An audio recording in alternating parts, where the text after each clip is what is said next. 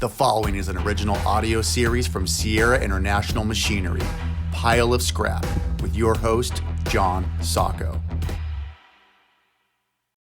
I wanted to take this conversation to a completely different direction from what our businesses are doing to protect our employees and to protect, because I think everybody out there is we're doing way beyond that. And now we're going into the phase of the economic impact and the movement. And I wanted to have Dr. Dev with us because, he's on the, cutting edge of understanding what's going on. And Dr. Dev, VIP, he's a good friend of mine. He's in YPO with me. He's in my forum group. Matt's a YPO or two. Anybody else in YPO on this group? Sean, are you? Not yet. You're too young. I'm in business. Somewhat to the YPO. Okay. So anyway, VIP, if you would, why don't you give us a quick up-to-date, if you can, on what the situation is and what's going on that you, in your understanding. And then we're hearing about maybe the malaria drug is helping. What are you hearing today, VIP? Yeah. So if we look at the latest statistics, I mean, I think it's important to address those. So because everyone's got concerns, those numbers are rising, and they are true. Those numbers are rising, but the testing has also gotten better since it first began to now, and we have more availability of the test kits. So as the availability of test kits becomes easier, you're going to see more detection of the disease process. That doesn't mean that you're seeing people actually get sick. Now, the age to remember worldwide right now is 20 and older. Those are the people that are being hospitalized, being treated, and then recovered. The people that are being hospitalized and being put in a critical situation, and the ones that are 80, 85 and older not recovering, that's a substantial population, actually 20 plus percent. But then the rest of them are 65 to 84 and younger, and a lot of those are recovering. So you're looking at about 80% of the people that get it recover. So those numbers there are very good if you look at it from that perspective. Worldwide, you have about 230,000 cases and just under 10,000 deaths. About 90,000 of those patients have recovered so far, as of this morning. So we're getting data almost instantaneously on this disease process, which is really unheard of in our world so far, because this is the first time it's happened since the AIDS epidemic, right? That we're able to have this kind of data. The Spanish flu, the swine flu, SARS. This, by the way, if any of you hear SARS when they talk about coronavirus, it's because it's in the same family of disease processes. All right. So Dr. Dev, what about the treatments so far on the malaria drug? What are we hearing? Yeah. So, the chloroquine has been studied. I think we have to wait for actual true data to come out. Now, it sounds crazy that I talk about data coming out because we don't have that kind of time. But in reality, we do, because we don't want people to get a false sense of hope with the treatment. If you have the active virus, in India, they actually had a patient admitted and they used retroviral drugs to treat this patient, and the patient recovered. What I mean by retroviral drugs is because this is an RNA virus. So I'm not asking all of you to remember your science from back in the day, but this is an RNA virus, which means a retroviral therapy could actually work on it. And they used 4 different retroviral drugs in India, and it did work on a patient. So there is hope that there is going to be a long-term treatment for this disease process. Chloroquine, which is a malaria treating medication, has been known to work, but I think the data still has to be proven whether or not it is going to work in the general population. If that's the case, it's a tablet. Well, all right. Well, thank you. All right. Listen, just remember, everybody, this conference is being recorded. It'll be, I didn't introduce it as another episode of Pile of Scrap in a different way. So it is being recorded and it'll be put out there. All right. So that said, Brett Ekart, you were one of the people I talked about in regards to what you wanted to hear. And I got people from around the U.S. Assembled here. Matt, aluminum, Andrew from the Erie, PA, the Eastern U.S., Nathan, who handles shipping mega containers of scrap, Brett, I'll lead it off with you. What are questions and what's going on in your area and how it's affecting the movement of the recyclables and what's going on in your area? I don't have a ton of questions per se, as much as I just want to focus the attention back to movement of scrap and our industry. And I mean, I appreciate wholeheartedly Dr. Dev's opinion, because I mean, it's good to hear from a medical professional, not somebody spouting some bullshit on Facebook or some other website. That has a ton of value to me. Just to hear somebody like real talk about it. I am just more focused on internally. I mean, in Idaho, we're kind of we're a pretty right-leaning state, and we have a hard time people telling us what to do and how to do stuff. So, I mean, over here, the gyms are still open. The restaurants are still open. Now, albeit, I mean, I went to the gym this morning.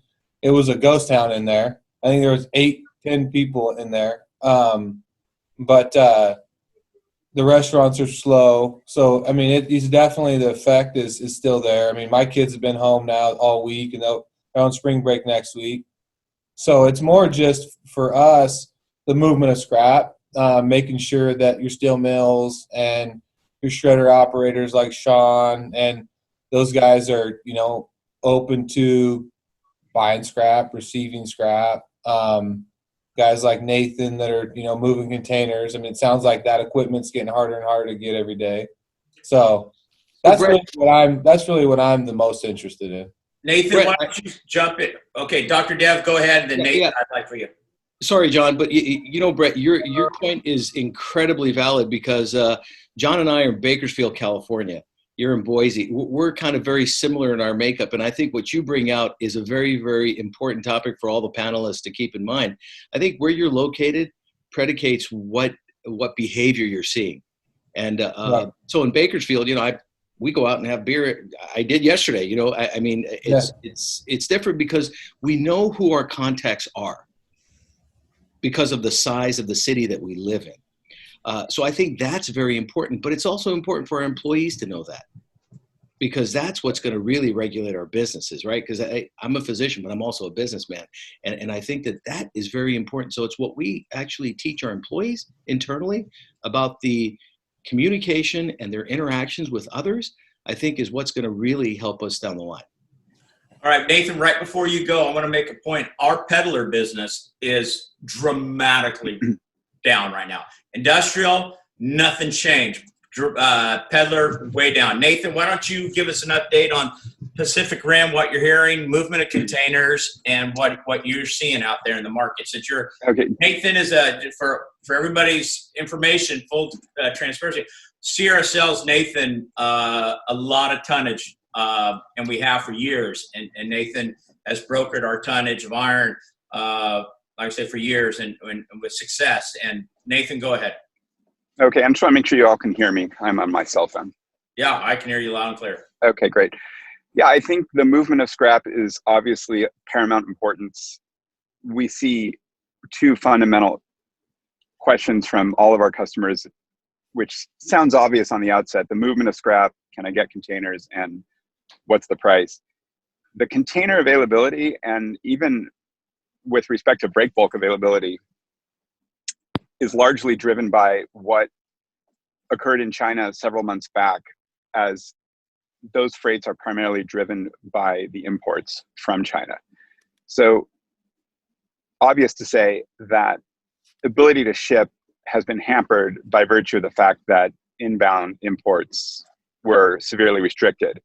As China and most of North Asia, and with South Asia being less affected by this, as they are now reporting lower numbers. And even yesterday, I read a report saying China reported the first day without any numbers of increases. We think that the availability of containers and that bottleneck should have presented its worst case. But the other factor is pricing. And a lot of people, in my experience, when they're in uncharted territory, as we are now, people want to speculate. And I think that does the greatest damage to the potential prospects of not only our ability to ship, but to try to keep the price volatility at a minimum. What I mean by that is I'll find in any market change, I'll find people surface that think for whatever reason they can outbet the market. They can catch the bottom. You know, catching the falling sword is impossible to do anywhere, and it's not an exception in the scrap business. So I tell my customers, focus on the fact that this is a supply side shock, not necessarily a demand side shock. And with that, count on the demand for scrap being there. But don't speculate and try to take advantage of some guy that walks in your office who you've never heard of before with a suitcase full of cash because he intends to take advantage of a potentially rising market and put a bunch of cargo on the water without a contract. That's what creates the volatility. That cargo ends up getting closer and closer to Asia without a contract, and then all of a sudden it goes from a speculative move to a duress sale. And so to keep that volatility at bay, I try to tell people, you're going to get the containers. That should probably ease up as far as an inhibiting factor, but you don't want to guarantee yourself future volatility by supporting a system that is purely speculative. Sell to a guy that you know has an order. And if he's not willing to be transparent about it, sell to a guy that's at least been in the business for more than 24 hours. Yeah. And those bits of advice tend to smooth out volatility when times are uncertain. Well, for full transparency here, today, as I drove in our yard, Nathan, there's 6 containers. We're getting containers. Nathan has, as our orders, we're getting containers. So Nathan, with all your customers that you're brokering out, you okay getting containers? I mean, we're getting all the containers in our order. Well, we love you and we treat you very well, but yes. We are able to get containers, and again, it's because we're trying to plan long term and not for some kind of immediate, quick, speculative decision. So it doesn't hurt that we've been shipping containers for the better part of 16 years. It doesn't hurt that we have deep, long-standing relationships directly with steamship lines and not freight forwarders and freight brokers. But more importantly, we've got bookings that go out months in advance. And we try to have the absolute lowest rate of cancellations. Again, just consistency, non-speculative. And so that's allowing us to be, one of the first guys in line to get that rare booking. But again, I think that issue of container availability is going to ease as things hopefully continue their very early trend of normalizing in North Asia. Thank you, Let's Nathan. hope that continues. I guess I do have one question back Sure. to the doctor. We hear about this no new cases in China. What, in your opinion, are the chances of this virus sparking back up a repeated hotspot in a previously known area? Can a person get it twice? Yeah, Nathan, that's a great question. And here's a surveillance answer. Part of this is if you notice, there are no new cases in China right now, and the ones that have had recent upstart in China have been people that have brought it back in. And so I think what it's going to take is it's going to take the country, China and the surrounding countries, to regulate the travel across and the testing. So as the testing kits become easily available, and the rapid test becomes available, you'll be able to let people go back and forth across borders and get them rapidly tested so they can enter, but there's going to be a waiting period before they get back in, because you can give them the result, that they're not bringing that disease back in. So to your point, Nathan, is that it's still a concern, and I'm very concerned about it because our country survives on travel. And China is one thing, but the United States is another. And so we're really going to have to be very, very careful about the way we get back to our normal lives, which is why I think, if I had to predict, why the president's acted the way he has recently on the wartime acts, because it's really going to have to, we're going to have to control our travel ban really, really heavily to make sure that we don't get another spark in an increase in cases. But Is it known if a single person can get it twice, or do you become you somewhat can immune become to it? reinfected? Remember what happens the first time you get it.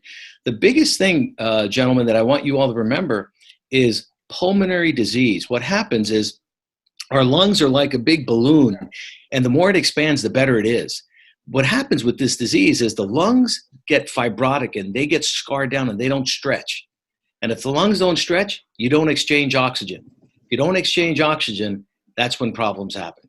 And so that's where we're seeing the biggest complications. So have we seen a repeat case yet, doctor? So we haven't seen a repeat case, but we don't know of those cases in China, of those deaths that happened in China, what they really were.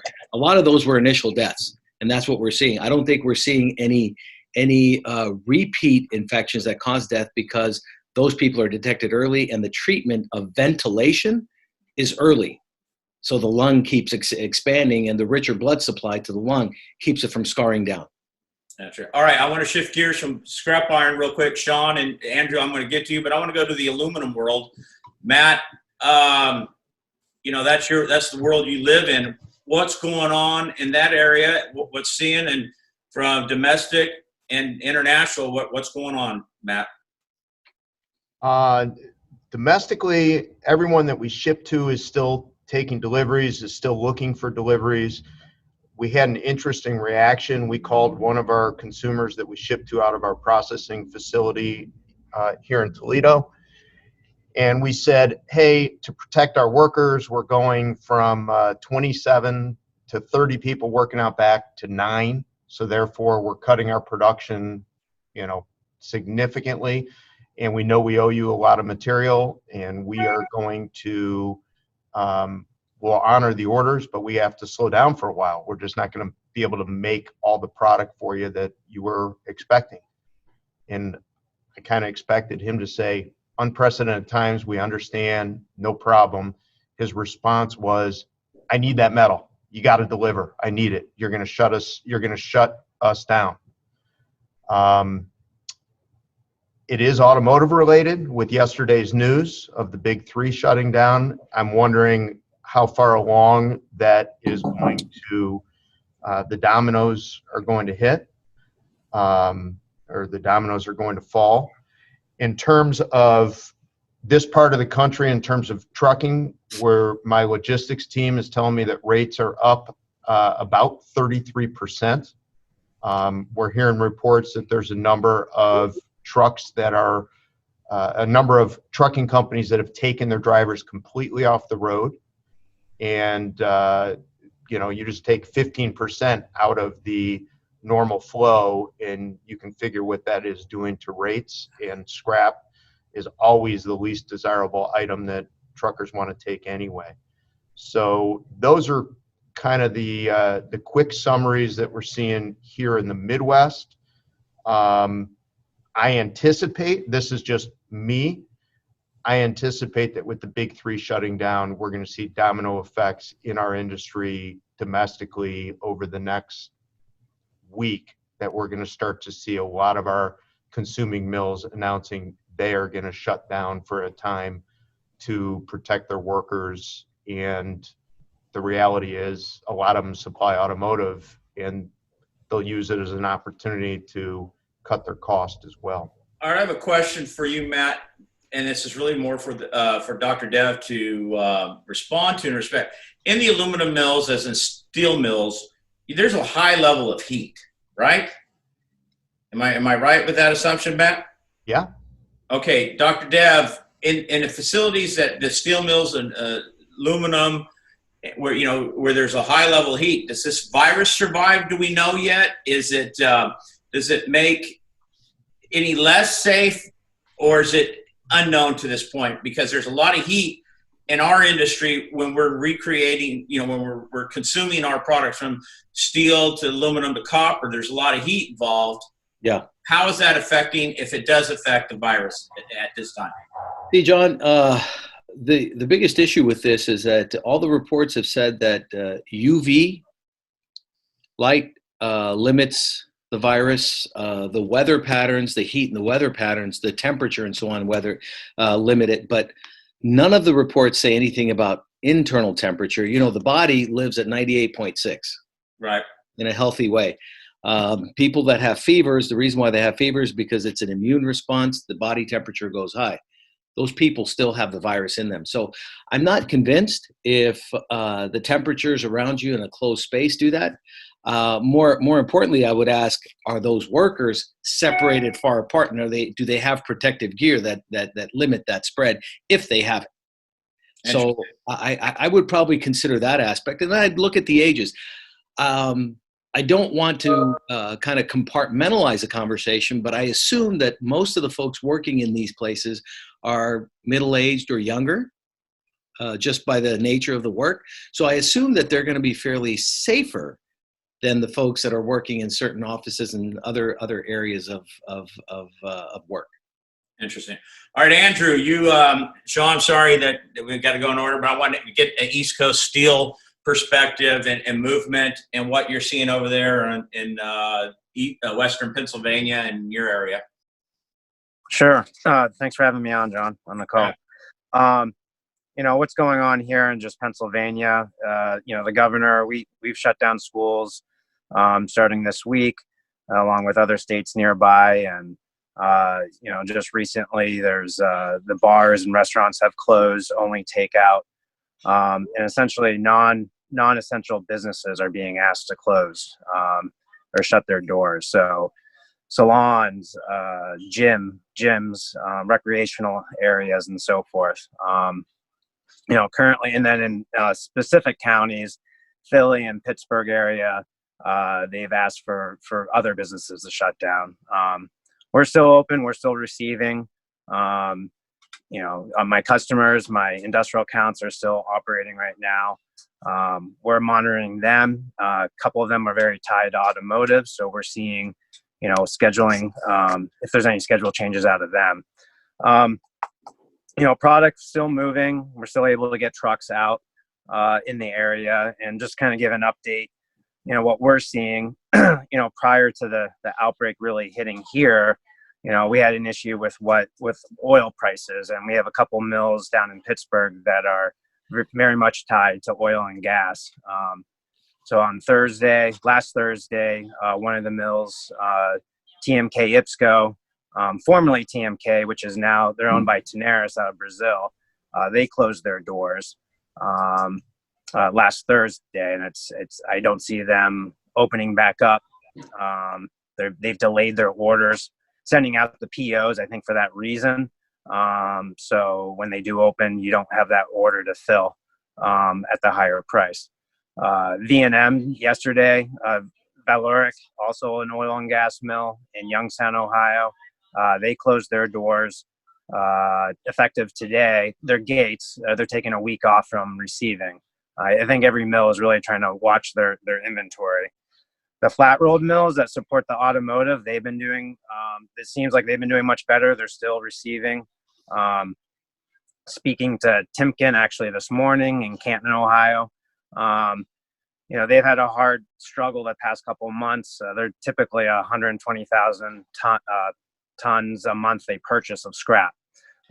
They've been idling around 40,000 ton a month, so a huge reduction. And actually this month, they bought 80,000 ton, and they were planning to purchase another 80,000 in April. They're still planning to run, but obviously, that number is going to change and probably be reduced. And, everyone's really fearful. What if the virus gets into the mill? What would happen? There's talks that this is a reportable offense by OSHA. How would that change the dynamics at a mill if they have an outbreak and can't run? So right now, the automotive mills that are making sheet are still planning to run for next month. As Matt mentioned, I really wonder what the hiccup will cause in May. I could see May being more affected by this if automotive doesn't start back up after March. Surprisingly, talking to some other stainless consumers, they're running full out in this area. ATI down around Pittsburgh, they can do 17 turns a week. They're running at 15, and they're asking all their suppliers for as much scrap as possible. As well as I've heard that, I'm going to not pronounce this right, down in Alabama, Auto Computo is another stainless a consumer. They're looking for blends and looking for material. So yeah, I mean, material is still moving. We're still receiving customers. Another recycler in Erie, they just shut their doors today to retail. And it's, we're getting together today to discuss what, revising our plans as needed. But as long as manufacturing is going and they need service, we'll be here to service them as much as possible. Outstanding. Outstanding report, Andrew. I really appreciate that a lot. All right, Sean, Pacific Northwest, you areas all around up in the Portland area, go. Well, I think I want to comment on Andrew's point of non-essential business versus essential business, right? We provide a service to our communities to make sure that the sanitation systems have an outlet, that people have an outlet to take their recyclables to, right? As ISRI members, as recyclers, we have a critical role in the communities that we are in. So for us to stay open is essential. That's our goal at PNW, is to continue to stay open. And luckily, flows have been normal. We've seen strong days the last week. Peddler flow has been decent. Industrial count flow has been unchanged. Dealer flow is picking up a little bit. I think a lot of the dealers that ship to shredders, that ship to export facilities, are starting to feel the heat of getting the product moved, not sitting on inventory. We're able to still make sales. We just made a couple of sales yesterday on copper. I made Zorba sales last week. So product is, the demand's still there, to Nathan's point. With containers shortage kind of being low, we might start to see inventory levels at different scrap yards increase. But as Nathan talks about, Southeast Asia, North Asia, kind of going back to normal, we'll see those containers pick up and inventories hopefully deplete, and companies that have it will start to get their cash flow in. It's an interesting time in Oregon and Washington. Down in San Francisco, John, near you, I mean, you're seeing a lot of companies be affected by shelter in place and have been trying to make sure that they keep their doors open. In Oregon and Washington, where the same conversations are happening. Our governors are talking about it. The mayor of Portland has a 10-page draft of a shelter in place as well. So it's going to be an interesting time to see how we can be considered essential and continue to keep our doors open. But that's our goal. We want to have normalcy. We want to make sure that our employees, have a job, have a paycheck. Also, I think the other point that I heard yesterday from a couple of friends, there's a human aspect to this virus, right? To this pandemic that we're dealing with. All of our employees are themselves to, their limits, and it's mentally draining for them. We sent out a letter of appreciation this morning to every employee of how hard they're working. And that was from advice from a friend, a couple of friends from yesterday. It's true, it's tremendous, the type of community that we have in the scrap world. And to see the support that we're all giving each other, hence this podcast. And, yesterday our local chapter held a conference call to talk about what we're doing to make sure that we support our members locally. So it's nice to see, we talk about it, but to see it in action, it's tremendous. So. All right, the mills up in your area, still buying? What do you? Yeah, mills are still shipping. There's a local mill. Most of us know about it. They had a cyber attack, and they cut orders, but not directly related to the virus. Scrap yards around here, the very few have shut their doors to retail. Almost everyone's staying open. Mills are still buying. Cargoes are still moving. We're a bulk exporter of ferrous scrap, so we're keeping our ear to the ground. Ships are still available. So in that regard, there is still some normalcy with mills and demand. All right. Based on time, I'd like to go around the room and starting with you, Brett, questions for any of the panelists here or comments for what you've heard? No, I just encourage everybody to do everything they can to help each other out. Stay involved, keep communicating with each other, and do what you can to help each other. And I think other businesses in your region, right? Your customers, even your quasi competitors. take pride in doing a lot of business with a lot of people I compete with every day as well. So, I mean, I think that's the biggest thing is just lean on each other, help each other out. I mean, we know this is kind of one of them things we didn't see coming, but so is life. We now just got to figure out how to get through it. And I don't really have any questions for anybody other than, just keep us posted what's going on in your area. And hopefully, this thing, at least we get some quasi back to normal here in the next 30 to 60 days. It's kind of what I'm hoping for and what I'm shooting for. It's kind of nice. My commute to work's been significantly shorter now, so not less people on the road. And like I said, I try and find the good in the shit and figure it out. There you go, Brett. Well, thank you for your input today. Matt Kripke, comments, questions? Yeah, I guess I'm curious. We've moved to, in our Tennessee location where 8 people work. No one is working in that office. We are all working remotely. Our Ford office, only remote. Here in Toledo, we have a skeleton crew here. I already told you about what we did in the metal processing area, down to 9 people out there. In the office, we only have 7 right now, normally closer to 20 to 25. So we are allowing people to work remotely, and I realize the rest of you are processing facilities, but you do have payable clerks, you do have controllers. Are those people working remotely yet? And if so, what are you doing? How are you coordinating that? Well, at Sierra, to jump in, all our sales force are next 2 weeks basically self-quarantining at home. We've had people that were at Con Expo last week. Everybody was there is self-quarantine. Pretty much everybody's going stir crazy. They want to come back to the office. Kern County has 1 official case of COVID-19. They are working from home. We provided, but laborers are here. And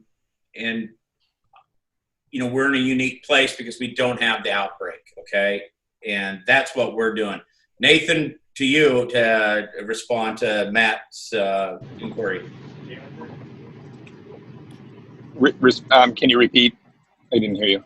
Well, wants to know more what's going on with the working, remotely is, working remotely. Yeah. We like you. We're looking at this really just as a matter of probability. So in any environment where we can work from home, that's what we're doing. In environments where we are not able to do that, obviously those that are operative scales and processing, we are staggering work schedules. So rather than having 100% of the employee group at the yard in the scale house at the same time, they're coming in to alternate. And we're doing that to the extent that we can still keep the business operating. And again, does that guarantee the ability for someone not to contract or to not spread? No, but if we're looking at it scientifically and just trying to go by probability, we're just trying to lower that risk in any way that we can. Sean, you kind of answered that a little bit already, but how many people you got working remotely versus just staying home? Very few people are working remotely right now. Our sales staff, we've asked to stay home, but pretty much everyone else is back in the office, and we're practicing social distancing as much as we can, having them stay in their office, not going around. We actually have at each break room an employee that's been designated to continue to make sure every area is sanitized and clean. And then the scale house is stay to your spot. We've cut off all contact to the public. We've tried to cut off all contact to the public, putting in safeguards and procedures, transfer tickets. Those are being emailed, things that are being sent by truck with transfers. Operating 5 locations, we have quite a bit, that way. We've tried to put as much as we can in place to protect them, but very limited are working remotely right now because it just wouldn't be operationally effective or efficient. So unfortunately. Drew? A lot of the same measures. we're still accepting the retail, as I said, but they're not coming into the office. We're collecting the information at the scale, keeping them in their car, handling their metals, and then handing a check outside but not in the office. Drivers, same thing. We do everything electronically. They have iPads so they can get their dispatches, communicating them not to go into account offices, not coming into our office. And then, wiping down their cab at the start and end of the day, and same thing for our crane operators. Outside of that, with break room, no more than 4 employees at a time. We're trying to encourage them to eat in their car, and just practice the social distancing, and of course the hand washing and all that. One question I had for the doctor, I saw a report this morning that, and I wonder if you could speak to it, was just seeing a higher case of younger adults being admitted for the COVID-19 and having, I don't know if they had respiratory issues, but more of them being hospitalized. And I'm curious if there's any facts or figures on that. Yeah. And that is true. The 20 to 40-year range, you're seeing an uptick a little bit in that, and simply because we have more availability of the test kits. And so because we have availability of test kits, the best thing to do is to do one of two things. As soon as you get tested, quarantine yourself. If you show signs and symptoms, see your doctor and then get hospitalized so then you can get treated appropriately. And that's the key, is if you have any kind of respiratory symptoms, get treated quickly so then you prevent that lung from scarring down and developing a pneumonia type process. I see. Thanks. So most of them recover, by the way. Most of these 20 to 44-year-olds almost all recover. Can I ask a quick question real quick? Sure. Go ahead, Brett. Do you think that as more tests become available and the speed at which you can be tested, more people will realize they've either had it, have it, or whatever? And then obviously the number of cases will go up, but then people will start to realize the actual mortality rate or the thickness level is still, so basically it increases the total cases, but it also reduces the percentage, which would then kind of alleviate some of the fear factor side of it. No, you're absolutely right. And remember, gentlemen, what we're going to see is nothing different than the flu, right? The common flu that you hear about and all the deaths that happen, the flu still happens every year. And I think that may be something what we get used to. It's just that we're going to know how to treat ourselves with this. And you're right on, Brett. That's I think that's a fairly accurate assumption. All right, gentlemen, listen, we're got some time constraints. People have to jump. I want to thank everybody for being on this call. This is, I think it's informative, interesting about the autos, and Andrew, great report. Matt, everybody, great report. Sean, Nathan, Brett. I think this is very informative. I mean, there's still movement. There's still action. Our industry is still supporting the infrastructure of the world by our products being made into, new cars, new bridges, new copper outlets for electrical, et cetera, and manufacturing for autos and what have you. So everybody, I want to thank you. Matt, you want to end it? You love ending it. Hold on. This has been Pile of Scrap with John Sacco.